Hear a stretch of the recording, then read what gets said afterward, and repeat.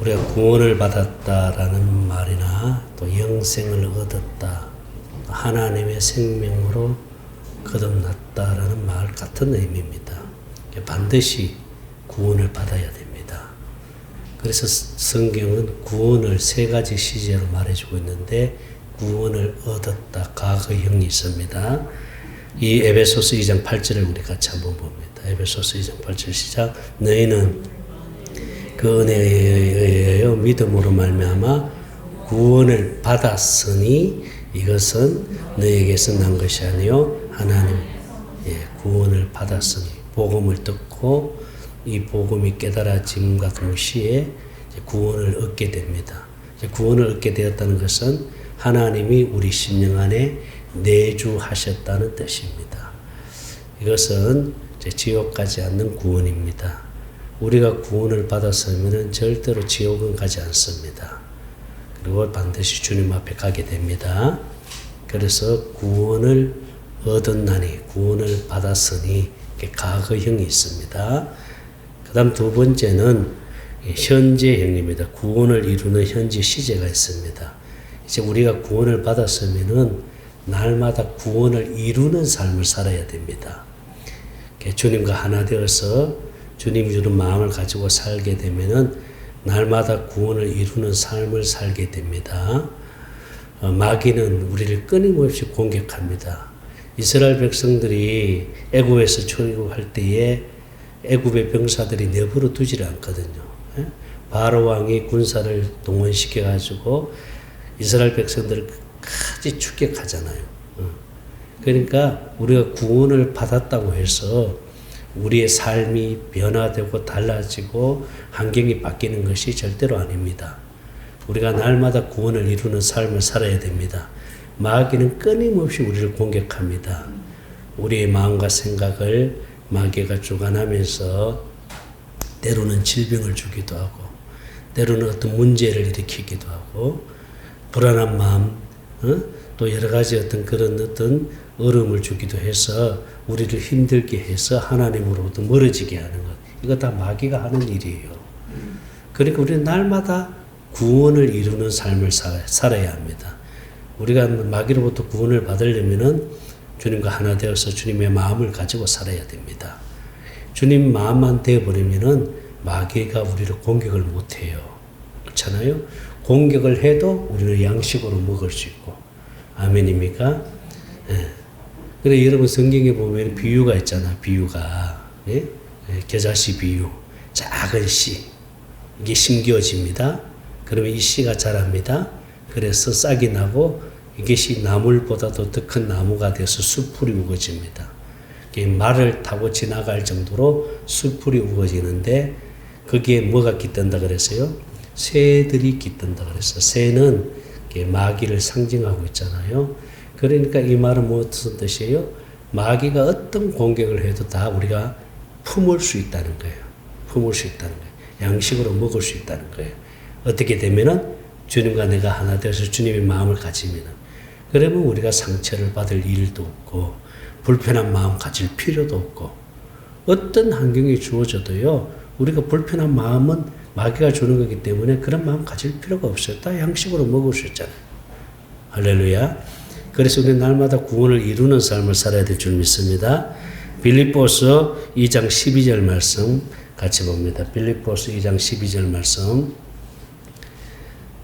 빌립보서 2장 12절입니다. 시작. 그러므로 나의 사랑하는 자들아, 너희가 나 있을 때뿐만 아니라 더욱 지금 나 없을 때도 항상 복종하고 두렵고 떨림으로 너희의 뭘 이루라? 구원을 이루라. 구원을 이루라. 이게 현재의 진행이잖아요. 13절입니다. 시작. 너희 안에서 행하시는 이는 자, 우리 심령 안에서 행하시는 분이 누구예요? 하나님이시잖아. 하나님이시니 자기의 기쁘신 뜻을 위하여 너희에게 뭘 두고? 소원을 두고 행하게 하시나니. 할렐루야. 이 소원은 내 소원이 하나님의 소원이에요. 하나님의 뜻을 이룬다는 거예요. 우리 안에서 육신의 생명에서 어떤 욕심, 이걸 말하는 게 아니고 우리 안에서 행하시는 분은 하나님이십니다. 그 하나님께서 하나님의 그 기쁘신 뜻대로 우리의 소원을 이루어 나가시는 거예요. 할렐루야. 그래서 우리는 누구 뜻대로? 주님 뜻대로.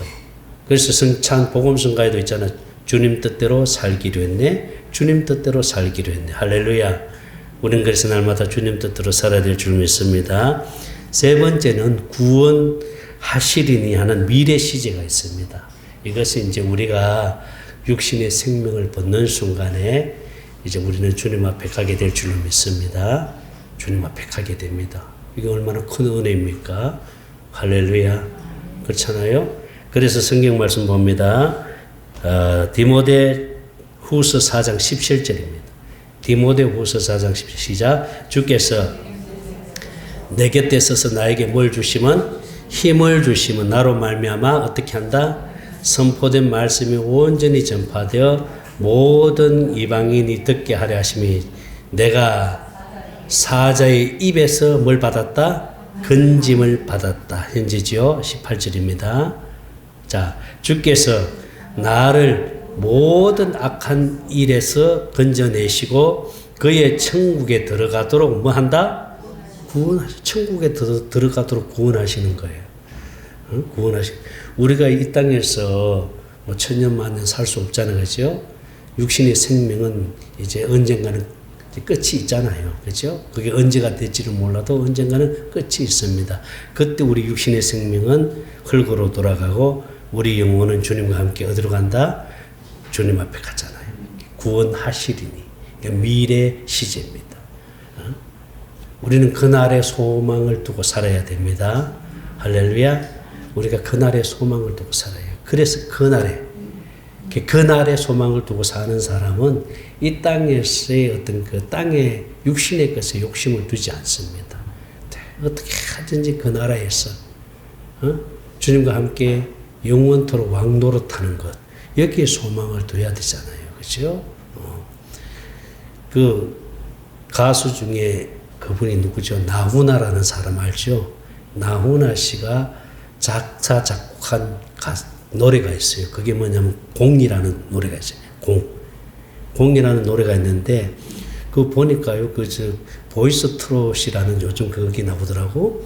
네, 저는 가끔 봅니다. 보는데 그 안희정 씨가 누구냐면은 안정환의 사촌 누나예요. 이분이 교통사고를 당해가지고 사실 사경을 헤매다가 지금 회복이 됐는데 원래 그분이 재즈 가수입니다. 근데 이분이 내가 어떻게 듣다가 이분의 노래를 듣게 됐어요. 그게 어떤 노래를 불렀냐면은 나훈아 씨의 공을 부른 거예요. 그 공을 불러가지고 올 크라운을 받은 거예요. 올 크라운 받기 쉽지 않거든요. 근데 그분이 노래 부른 걸 가만히 들어보니까 그 가사에 의미가 있더라고. 이분은 그걸 안 거예요. 그 가사 내용 중에 뭐가 있냐면은 언젠가는 이 세상 떠났는데 100년 살기도 힘든데 1000년같이 살려고 하니까 사는 것이 얼마나 힘드냐는 거죠. 그러니까 모든 걸 내려놔라 이 말이에요. 육신의 욕심을 다 내려놔라는 거예요. 어차피 버리고 갈 세상. 이 가사 내용 중에 그게 있어요. 어차피 버리고 갈 세상. 어차피 떠나갈 세상. 100년 살기도 힘든데 1000년같이 살려고 하니 얼마나 힘드냐 이 말이지. 그러니 다 내려놔라. 다 버리라는 거예요. 다 내려놓고 그분이 복음이 있으면 다 내려놔라. 주님과 하나 되어 살아라. 내가 만약에 그 가사를 쓴다면 그렇게 내가 쓸 거예요. 주님과 하나 되어 살아. 다 내려놓고. 이 나훈아 씨가 사실 그 김정택 씨라고 있어요. 그 장로님 있어요. 옛날에 SBS 악단장이었거든요. 나훈아 씨가 콘서트 하면은 김정택 악단장을 항상 불러가지고 이렇게 같이 하거든요. 근데 그 김정택 악단장이 장로님이신데 그렇게 나훈아를 전도하려고 공을 많이 들였다 그러더라고요. 근데 자기가 강한 사람들 있죠. 참 힘들어요. 주님 앞에 돌아오기가. 참 힘들어요. 우리는 그래도 참 하나님 은혜죠. 주님 앞에 와서 복음을 만났다는 게 할렐루야. 얼마나 감사해요. 그렇잖아요? 그러니 이 땅에서 우리의 사는 삶이라는 것은 사실 알고 보면 아무것도 아니거든요. 다 지나고 보면은. 지나고 보면은 내가 붙들고 있는 것 다 그게 부질없다는 거예요. 이 가사 속에 그게 나와요. 내가 붙들고 있는 거 다 부질없다. 다 부질없다. 응? 어차피 떠나갈 세상. 응? 어차피 떠나갈 세상. 주님과 하나 되어서 주님 마음 가지고 천국 되어 사는 삶이 복인 줄로 믿습니다. 할렐루야. 우리가 그렇게 살아야 돼요. 그래서 그날에는 이제 우리가 주님 앞에 서는데, 자, 그날 이후에 대해서는 성경에서 다 자세히 말씀해 주고 있는데, 여기에 관심을 갖는 사람들이 사실 별로 없어요. 지금 내가 살아가기에 바쁜데, 이 땅에서 사는 삶이 중요하지, 뭐, 그날 그 이후에, 천국 낙원, 아무리 얘기해도 별로 관심이 없는데, 사실 그건 알아야 돼요. 우리가 좀 알고 있어야 됩니다. 할렐루야. 자, 우리가 분명한 것은 복음을 통해서 하나님의 생명으로 거듭났다면 반드시 어디는 간다? 천국에 간다. 할렐루야. 그럼 지금 말입니다. 지금 우리가 육신의 생명이 끝나면 우리 영혼이 어디로 갈까요? 낙원에 갑니다. 요걸 가리켜서 일시적인 천국이라 그럽니다. 낙원에는 영혼만 가 있습니다. 영혼만. 그게 가 있습니다. 그러나 이제 주님이 강림하실 때, 주님이 강림하시잖아요. 그죠? 부활체로 강림하시는 거예요. 지금 주님이 오순절 마가다락방에 성령과 함께 오신 것은 영으로 오신 거예요. 그리스도로. 할렐루야. 그럼 부활체는 지금 어디 계세요? 보좌에, 하늘 보좌에 계세요. 하늘나라에 계세요. 그러니까 그 하늘나라에 계신 그 주님이 강림하십니다. 심판주로 오실 때는 부활체로 오시는 거예요. 예수님이 부활하시고 난 다음에 성천하시잖아요. 그죠? 감난산에서 성천하실 때에 그때 흰옷 입은 두 천사가 나타나서 왜 올라가신 예수를 바라보느냐 하면서 뭐라 그랬어요? 올라가신 예수는 너희들이 본 그대로 온다 그랬어요. 본 그대로. 그러니까 예수님이 강림하실 때는 부활체로 오시는데, 자, 그때에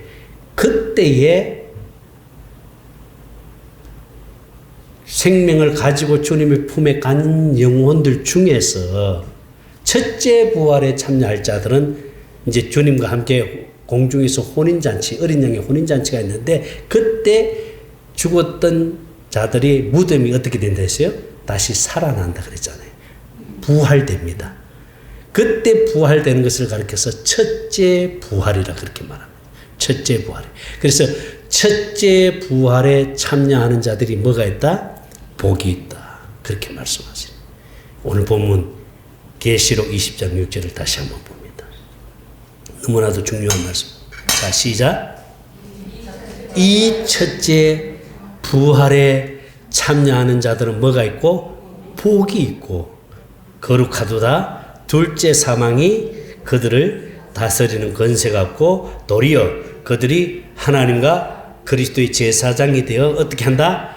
1000년 동안 그리스도와 더불어 왕노릇하자. 이 첫째 부활에 참여하는 자들 어디에 들어간다는 거예요?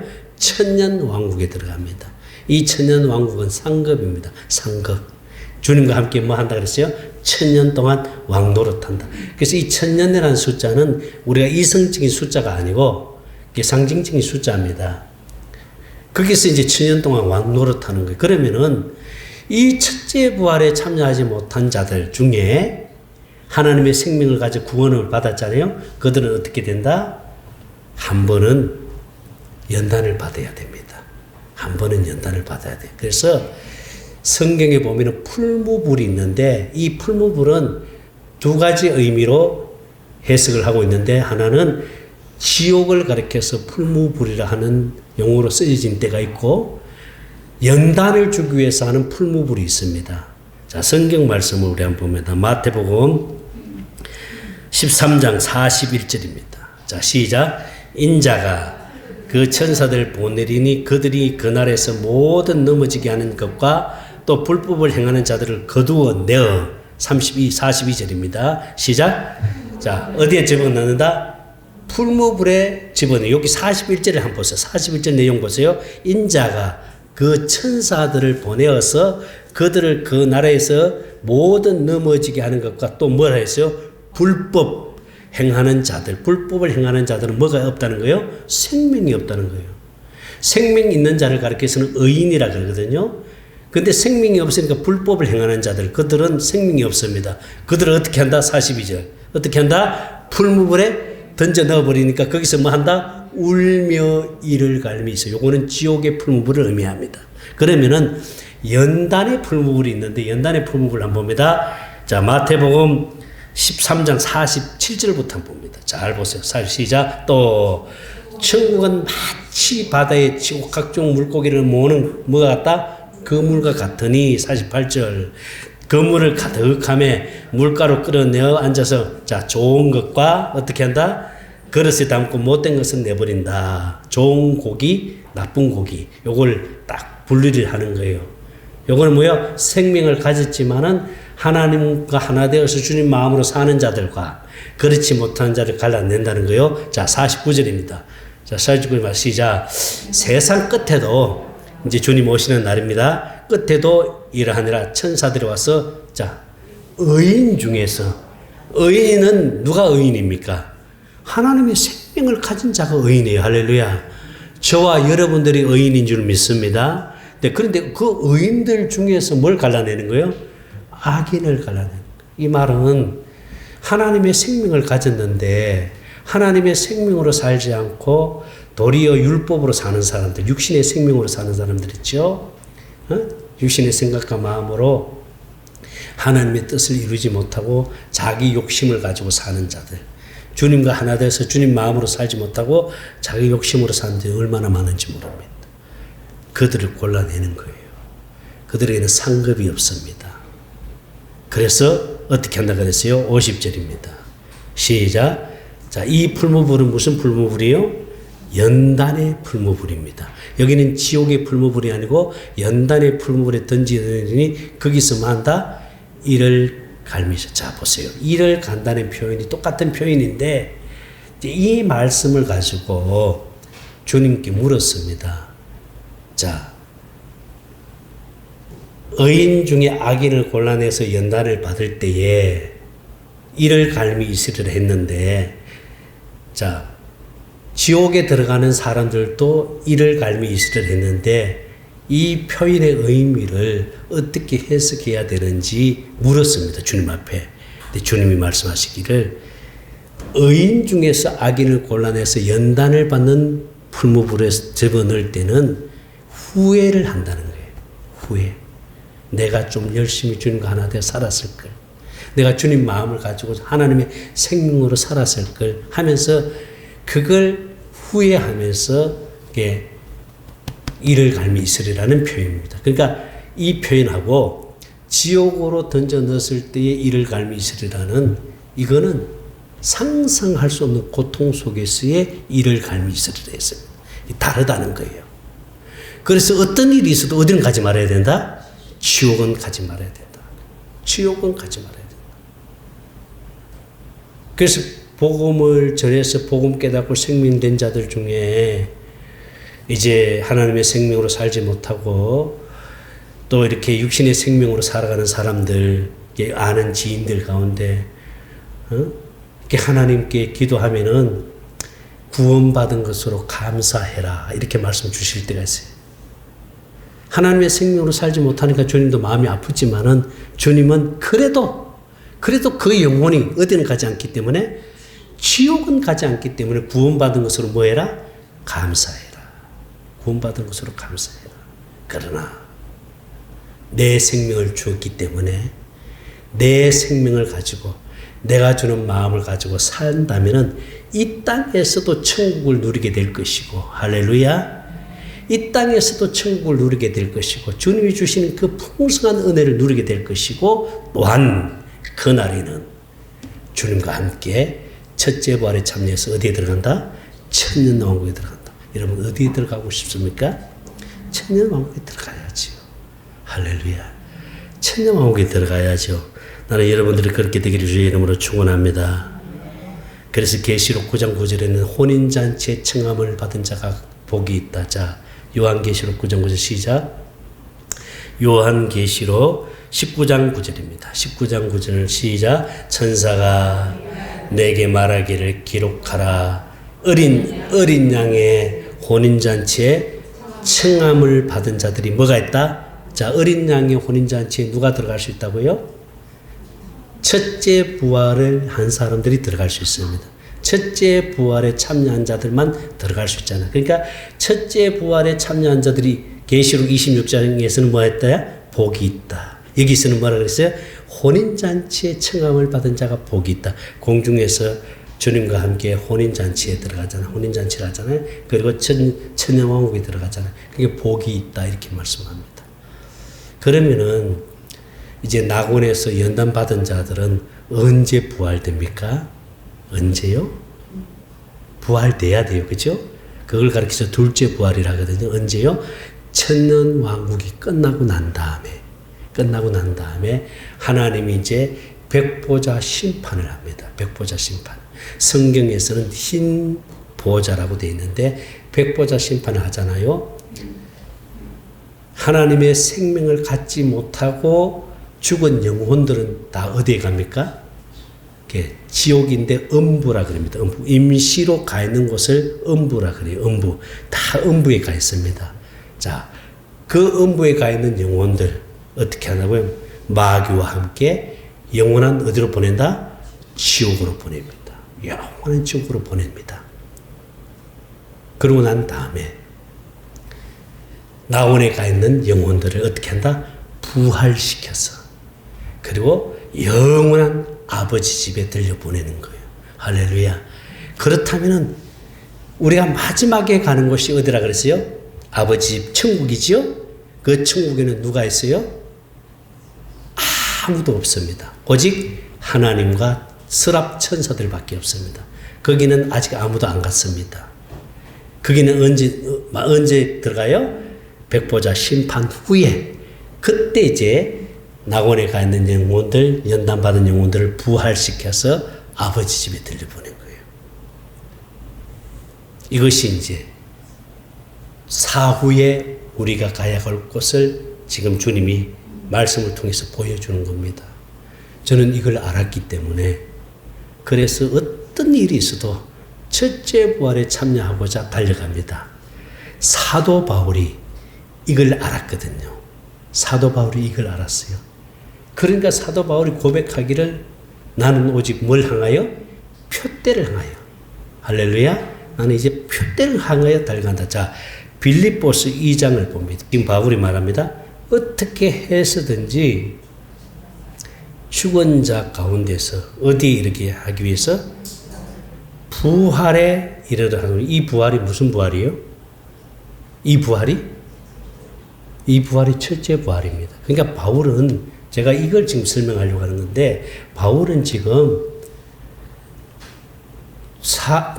하나님의 생명을 가진 자들이 죽으면은 나중에 부활된다는 것을 알고 있어요, 없어요?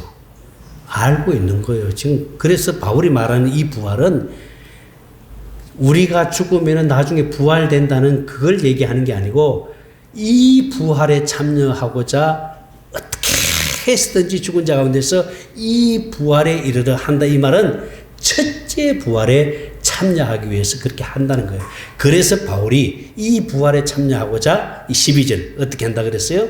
자, 내가 이미 얻었담도 아니요 언제는 이루었담도 아니라 오직 내가 그리스도와 함께 잡히바 된 그것을 잡으러 내가 달려간다. 13절입니다. 시작. 형제들아 나는 아직 내가 잡은 줄로 여기지 않고 오직 하늘 즉 뒤에 있는 것은 다 잊어버리고 어떻게 한다? 앞에 있는 것을 잡으려고. 14절입니다. 시작. 표대를 향하여 그리스도 예수 안에서 하나님이 위에서 부르신 부름의 상을 위하여 우리도 그렇게 해야 됩니다.